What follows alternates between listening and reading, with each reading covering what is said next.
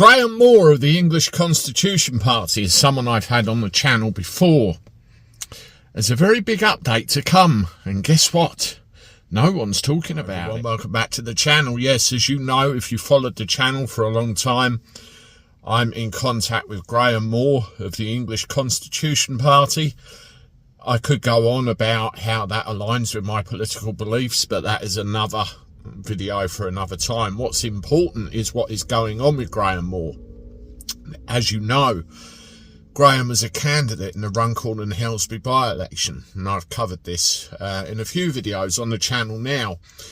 And when the results were returned, and obviously we know we had Sarah Pocham returned as the newly elected Reform MP for Runcorn and Helsby, Graham got 50 votes.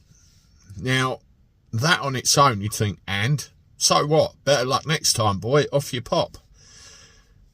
If you have a look at Graham's other election results in other elections over a course of time, there's been a variation in them.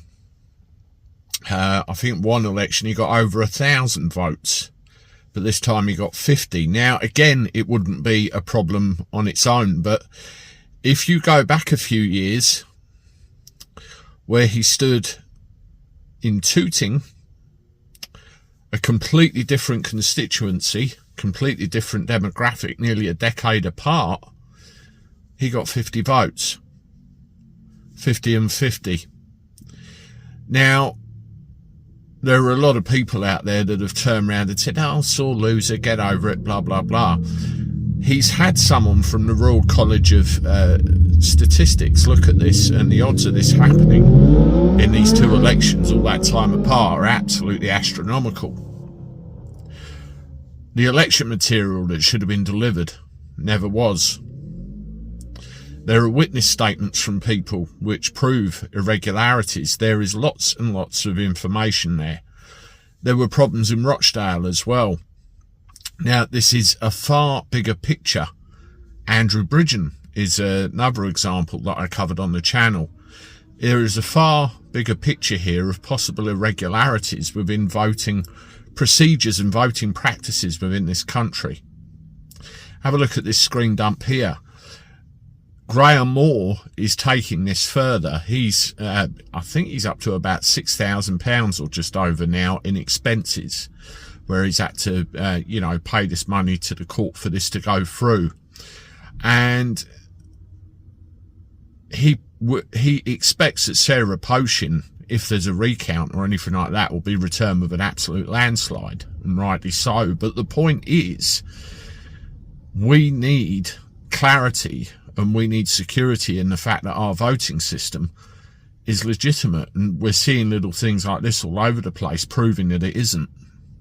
On June the 13th, there's going to be a directions hearing at the Royal Courts of Justice in London. I'm not sure whether I can, but I'm going to try and make it myself and see what it's all about. But this is the first stage in the process. If any irregularities are uncovered, then would that theoretically raise certain questions about other elections, like the general election as well? At the end of the day, if people are going to vote, if people are going to be encouraged to come out and get engaged, it's got to be right. So this is far bigger. And you know the scary thing is, no one, and I mean no one anywhere, is talking about this. No mainstream media, no nothing. Sean Atwood, me, a couple of other YouTubers maybe, but nothing, and nobody else.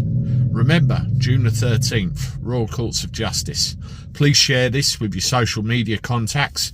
Subscribe to my channel, hit the like button if you can, I'd appreciate it. This video that's just popped up on the screen here is a copy of the live interview I did with Graham after everything had been filed, so it gives you far more information in our chat there. So go and have a look at that, and as always, I look forward to talking to you soon. Toodaloo.